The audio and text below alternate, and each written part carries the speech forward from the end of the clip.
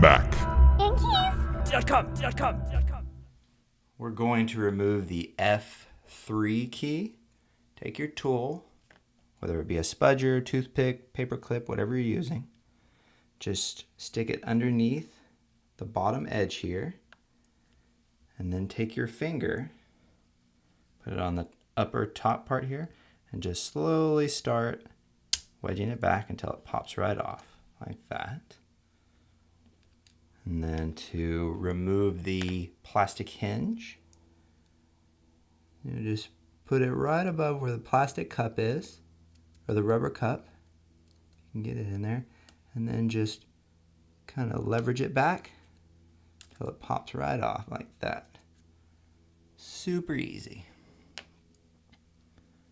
Now take your new plastic hinge, and you'll notice on the hinge here you have a long one piece, and then how it kind of is two pieces down here, the two little bits, and then the one short piece. So the unconnected piece, the separate pieces at the bottom, those will go onto the bottom there, and then the one long continuous piece will be on the top. And you just lay it inside. Ooh, it's very fragile. Might twist on you.